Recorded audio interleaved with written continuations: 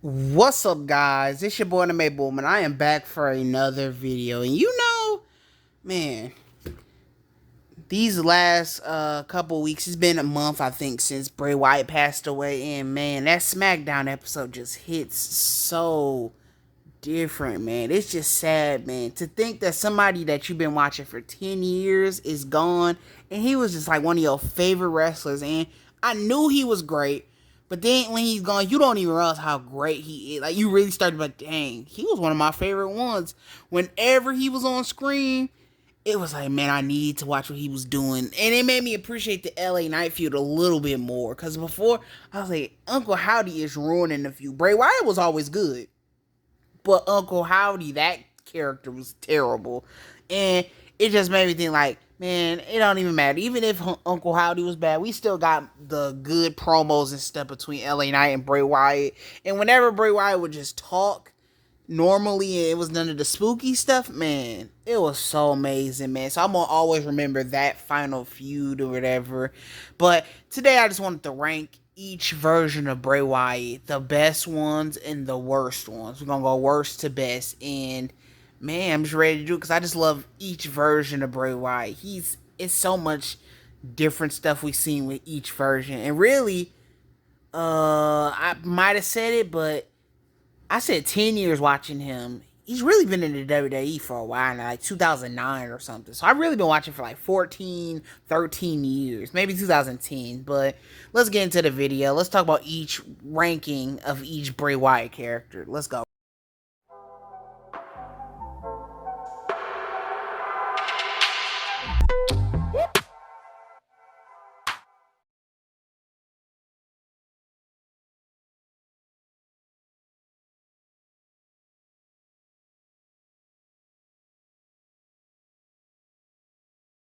Alright, guys, starting at number 4, I want to go with Husky Harris now.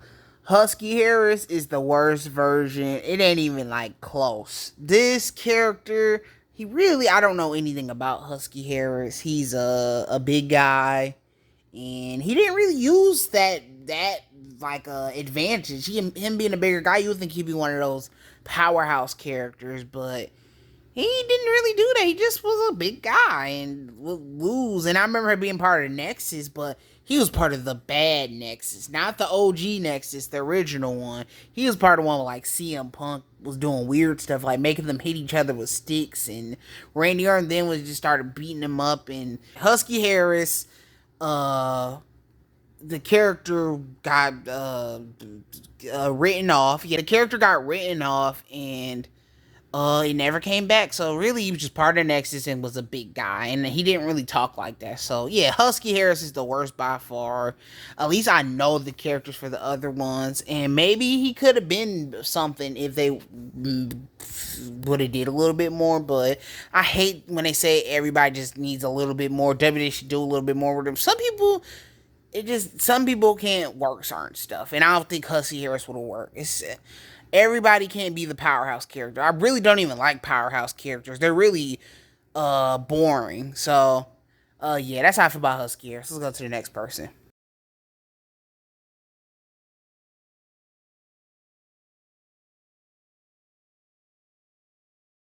Number 3, man. This one is so heartbreaking. This is the Uncle Howdy character. Now, the Uncle Howdy character, man, I want to go. We're gonna go through each. We're gonna go. It's like a tribute video to Bray Wyatt. I want to go through everything I'm gonna remember from each character.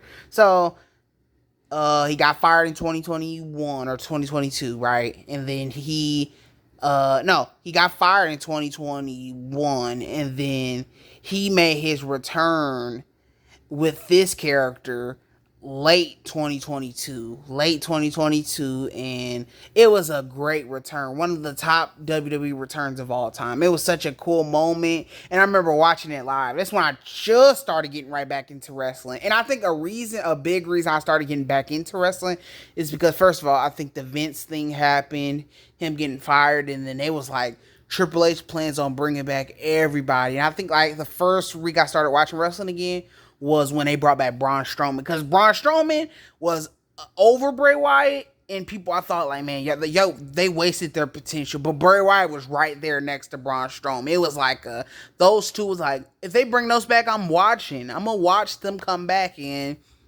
they start doing the thing with teasing Bray Wyatt through the vignettes with the rabbit and the QR codes, and you have to click a QR code and it'll send you to a website, and it'll be like clues and stuff teasing Bray Wyatt could possibly return, and then eventually it said it's like a clue he's coming at Extreme Rules, and then at the end of the Extreme Rules pay-per-view, you had Bray Wyatt make his return. It was such a great return. Then he was showing up on SmackDown, and that first promo he did on SmackDown was really all the promos he did on SmackDown was a banger promo. It was just the Uncle Howdy stuff. I didn't like that Uncle Howdy stuff. It made no sense. And to me, I was like, so if maybe it's me looking a little too deep into it. It's like he had the whole Wyatt family thing. When did Uncle Howdy character come in? It's kind of silly to me. And I thought Bray Wyatt was good enough to just talk. I think they could have made him just a little bit more human this time. That was the character. But nah, it was Uncle Howdy. And then like him and Uncle Howdy was working together or something. We never seen Uncle Howdy's face. That was the main thing that got me mad.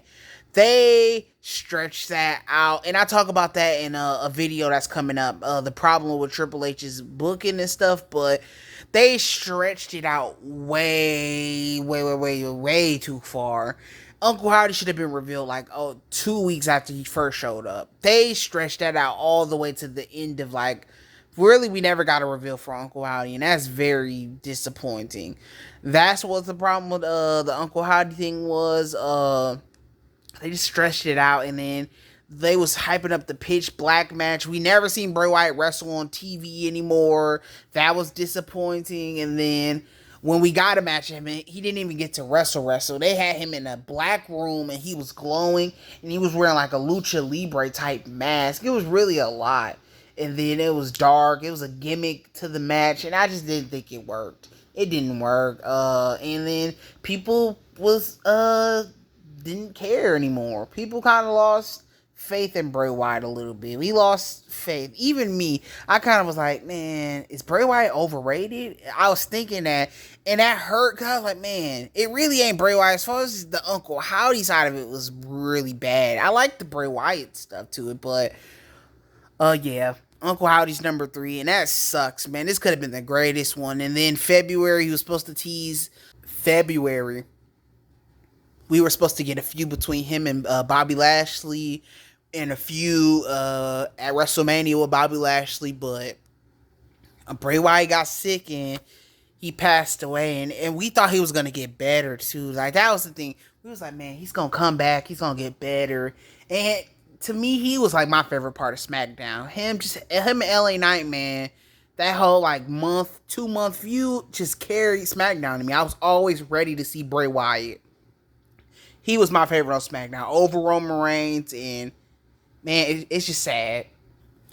But yeah, wasted. It's very sad, man.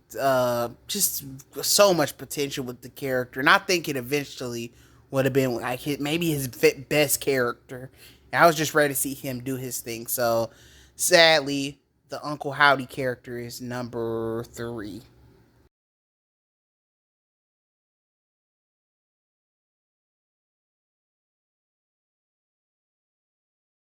Okay, number 2. Number 2, in my opinion, this might be a hot take one. The cult leader, Bray Wyatt. 2013.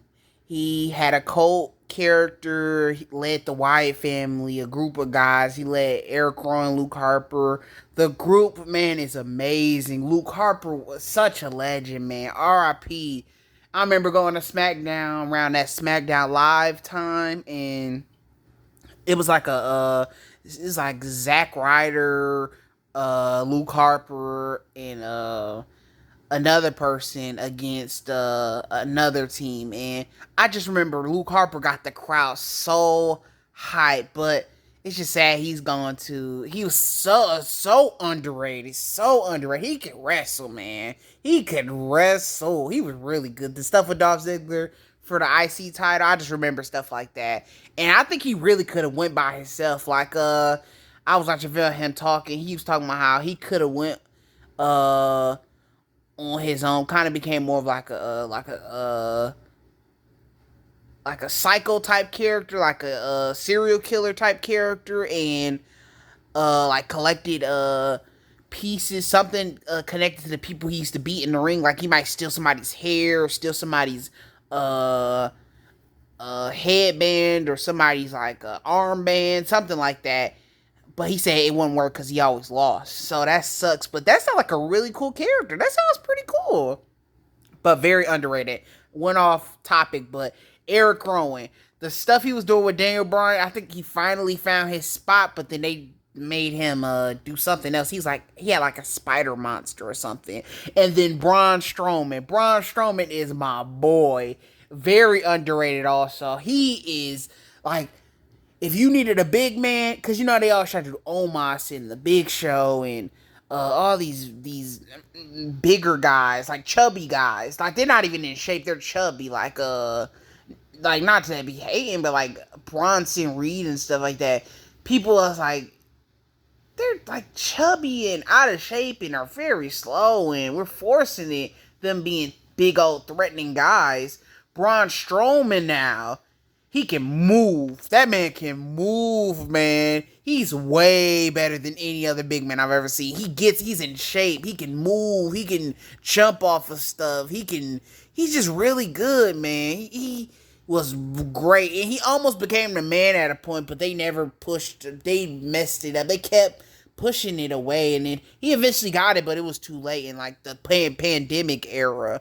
So very disappointed, but this is what I'm making. Bray Wyatt, man. The Wyatt family was such an underrated group, man. Well, they're not underrated because people love them, but he did his thing. 2013, he was killing it. In 2014, he lost to John Cena. And then he used to just go on, like, rambling in his promos and stuff. He used to do that, you know, man, I see the trees and the flowers, and I see the river, and I see I see the sea in my eyes, and I see my eyes in my trees. And he used to just go off and off, man. And then he would lose. That was the problem. He would talk, but then he would lose. And it kept happening. And that was whack. And then we had to lose to people like The Undertaker and stuff. And it really sucked.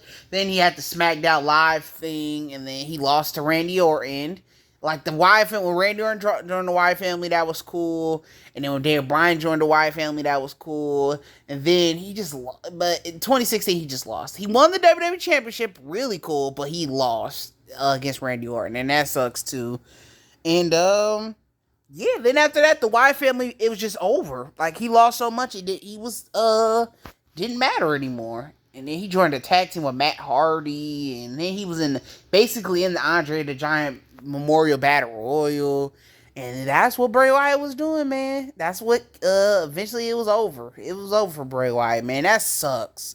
Really sucks. So that's how I feel about it. I think it's in second place. And yeah, let's go to our number one.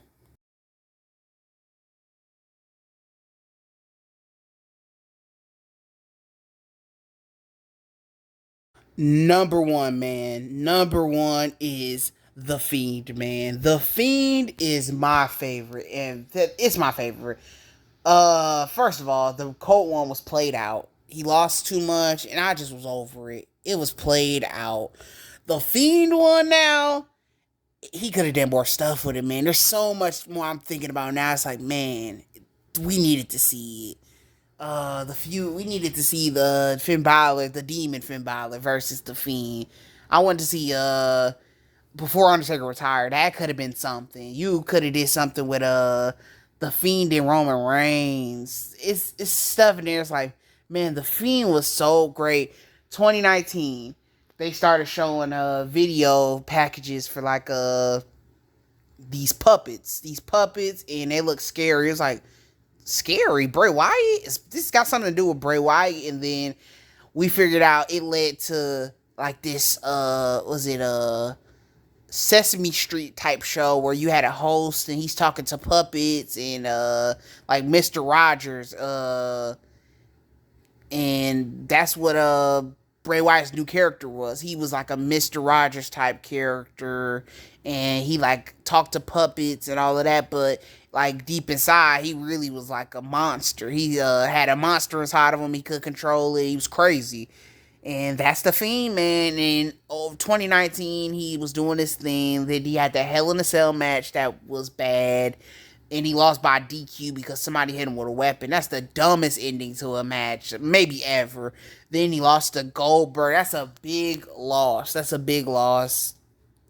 He had that great match with Daniel Bryan, and he had that feud with Randy Orton that some people say is good, some people say is bad. And then, then I don't know where the Fiend, Bray Wyatt got fired, man. He got fired, and that was the end of the Fiend. But the Fiend was my favorite. First of all, he had the Mr. Rogers character. I love that one too. That's so creative. The theme song and the whole set he has for the little show. And then you had the match with John Cena. I love that match too. The Firefly Funhouse match. And the Pandemic too. And yeah, man, he's a great character, man. And then they blew it. The Goldberg loss is like one of it's in top 5 worst decisions ever made. It's the dumbest decision. So, yeah, man. But the character's just so cool. I think the Fiend was just, it had more time. And it had more of a run. It could have, he could have did more stuff. And he won the Universal title, too. There's just so much stuff I could speak about. Because I just love that character so much. But, yes, let's go to the conclusion of this video. The Fiend was number 1. He's my favorite character, in my opinion. Tell me how y'all feel about that. But let's go to the conclusion. I just want to talk a little bit more about Bray Wyatt.